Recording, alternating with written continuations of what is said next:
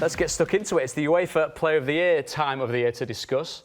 The usual names have come up. Virgil Van Dijk has joined that usual list of names alongside Cristiano, Ronaldo and Lionel Messi. Are we looking at a top three that is pretty accurate for you, John? Yeah, I'd have to say so. I think when you look at Van Dijk's season, just the impact he's had to start all of Liverpool's league games, and obviously to have that success in Europe, I think he might just fall short, maybe because obviously not winning the league and just missing out on the Nations League as well with Holland, stuff like that might go against him. But he's had an incredible year. Really is an incredible season that he's had, isn't it, Chris? I mean, from the point of view, we know the exalted CVs of Ronaldo and Messi, but what Virgil van Dijk's done since he went to Liverpool, what he's done over the course of this last year, has been phenomenal, really, hasn't it? Yeah, but I think Virgil van Dijk, for me, is always someone who's having to prove himself over and over again. You know, the question would be why it took for him to move to Celtic before he was really established. Why did, PSV, Feyenoord, or Ajax not take a nibble at him when he was, a youngster in Holland? So he came to Celtic, he done well, then he had to, make that move to Southampton before one of the big guns came. But there's one thing, I don't know if maybe because Liverpool, I don't want to say we're so bad in that position, but they were weaker in that position. To address, didn't they? Yeah, and there's no doubt he's definitely made a huge impact there, and he is a fantastic player. But I think this season will be interesting to see if he can go and replicate it again. The way you're kind of putting that into a context is the timing of it sounded right. A good player into a team that needed addressing. Oh, 100%. So have they blossomed? They've quite obviously blossomed together, haven't they? Yeah, 100%. But I think what you can also look at is he is the modern day centre half. He's comfortable on the ball. He wants to come out. He wants to play. He makes the others round about him feel so much comfortable as well. And I think that he has, as a match made in heaven, really. The whole Liverpool connection, and they've went and won the Champions League. So. As I said, it'll be interesting to see if they can go on again this season and stay with Manchester City at the top of the table. And from the point of view of the players that we're looking at, as I said, the usual suspects are there, aren't they, with Ronaldo and Messi, who've done it year on year for for a very long time. Yeah. When it comes, do we just get drawn towards those names? This is voted by 80 coaches across European football, journalists as well. Yeah. Is it a case of these names come up year on year, obviously, unbelievably stratospherically talented players, but is it a bit of a shortcut to getting a shortlist made? They should have two awards. The Messi and Ronaldo one, they should have a separate one.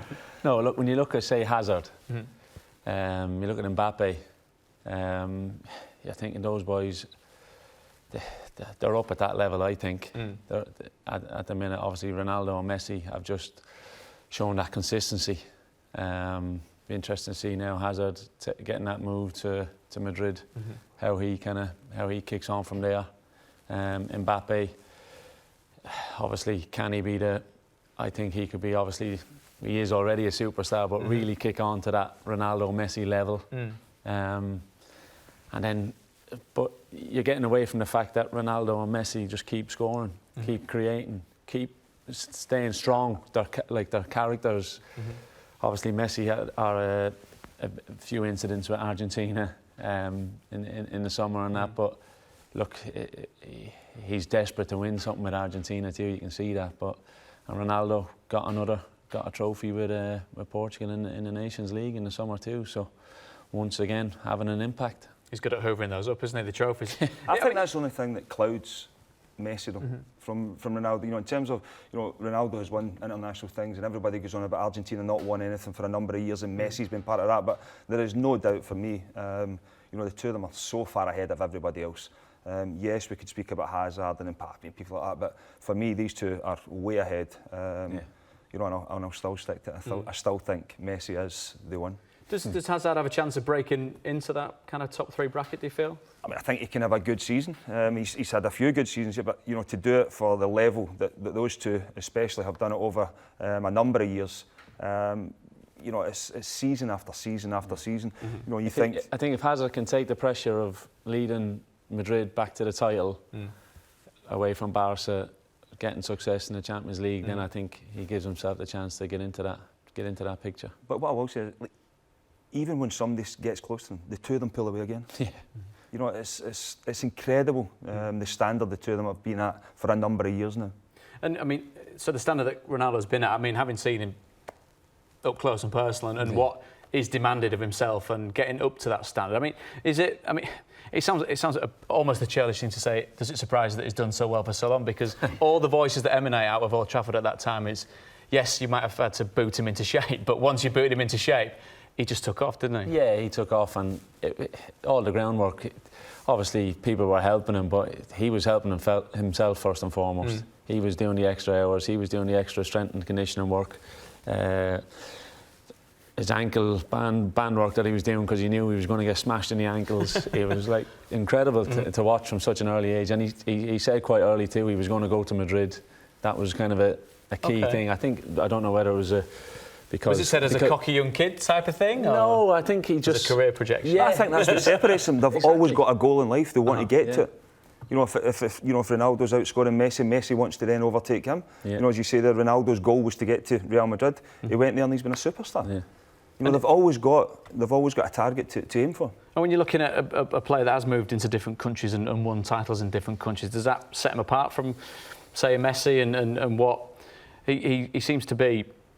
As much as there aren't guarantees in football, you can pretty much back where he goes. They've got a pretty good chance of winning the league, haven't they? Exactly. But I'd be fairly confident. The old adage of what was it? If Messi could do it on a cold, wet night, Messi could do it in a cold, wet night anywhere. There'd be no question there. But obviously, Ronaldo has done that. Ronaldo has proven himself in other leagues, and I think that was I think maybe he came out and said that maybe during the week, maybe that he has won other league titles, etc. And that's one thing that Messi hasn't done, but. You know, I'm sure he would have been able to win leagues if he wanted to. You always think though that Ronaldo's trying to justify himself, whereas Messi just keeps going on and on and on and on. Like the statements like you never see them coming from Messi. You know, for me, when you've played against who's no, hey, look, I'm just glad I played against both, played with one, and it's one of them things for me. Well, what's it like playing against both then? Yeah, look, when you look at, I played against obviously Ronaldo in training matches, and then also in say international games. Then obviously Messi, club and international.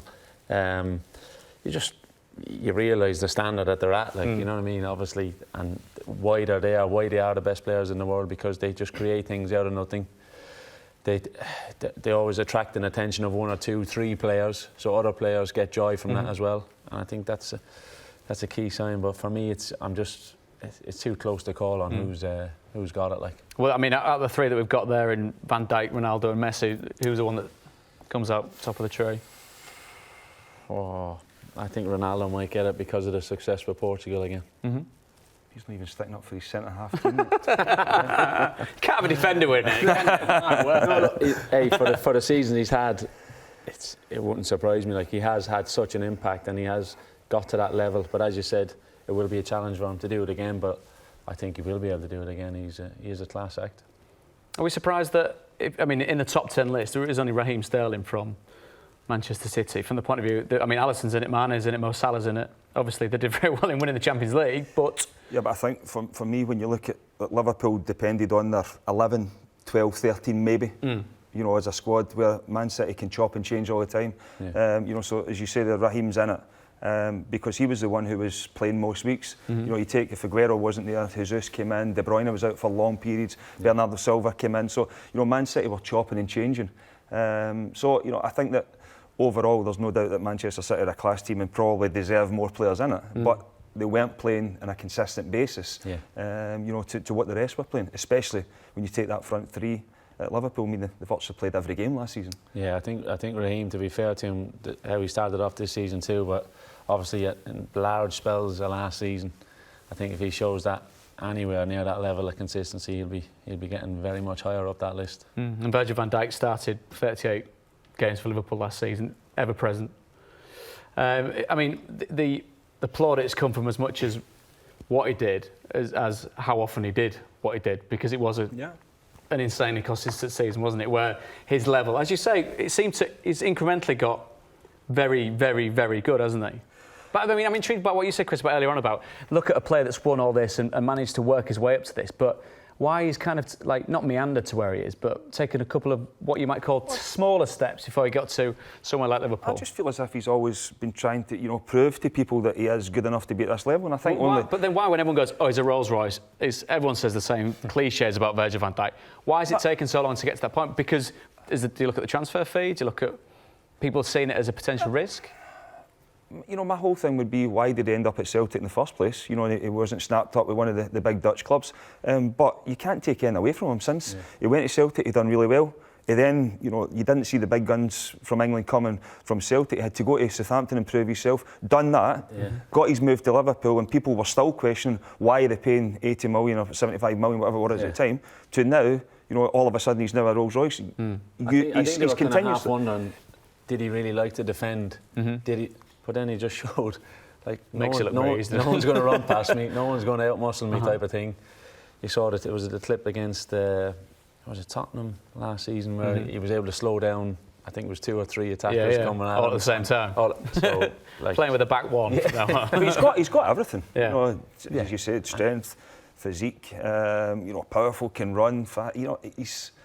And the big thing for me is, when you look at the Liverpool team, he's took 4 or 5 other players to that next level as well. So I think that's when you can always tell someone's quality. I mean, you've played with people that you look beside. Rio Ferdinand, for example. Exactly. And then I think the confidence, just exactly what you said, the confidence, Robertson, Arnold, when they just bomb forward, they know, well, I'm okay here. I've got someone who's going to be covering for me and I'll be able to get back in. And that's a key sign of someone who's having a major impact on a team.